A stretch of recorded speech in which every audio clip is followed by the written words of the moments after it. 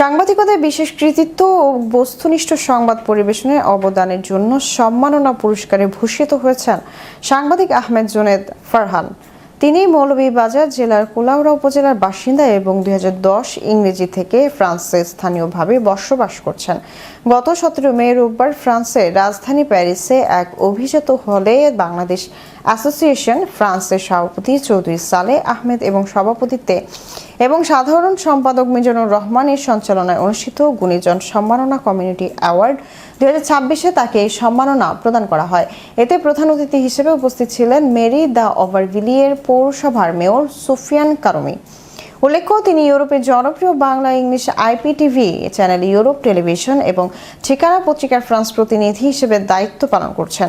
আমেরিকার new York থেকে প্রকাশিত প্রাচীন ও জনপ্রিয় সাপ্তাহিক ঠিকানা গ্রুপ অব মিডিয়া পাবলিকেশনের মানব ঠিকানা পত্রিকায় 1997 ইংরেজি থেকে জুনেদ ফারহানের সাংবাদিকতার যাত্রা শুরু হয়। বাংলাদেশে বহুল প্রচারিত এই পত্রিকায় কর্মরত থাকাকালীন তার অনুসন্ধানী ও তথ্যবহুল অসংখ্য প্রতিবেদন ব্যাপক আলোড়ন সৃষ্টি করে। পরবর্তীতে তিনি প্রবাসে পাড়ি জমালেও লেখনী থেকে নিজেকে দূরে রাখেননি। প্রবাস জীবনের ব্যস্ততার মাঝে অত্যন্ত নিষ্ঠা ও সততার সাথে তিনি সেখানে গড়ে ওঠা বাংলাদেশি কমিউনিটির নানা সুখ দুঃখ এবং বিদেশের মূল ধারার রাজনীতি ও সমাজের বিভিন্ন গুরুত্বপূর্ণ খবর গণমাধ্যমে তুলে ধরছেন। সাংবাদিকতার পাশাপাশি ছাত্র জীবন থেকে জুনেদ ফারহান বিএনপি ঘরানার রাজনীতির সাথে যুক্ত আছেন।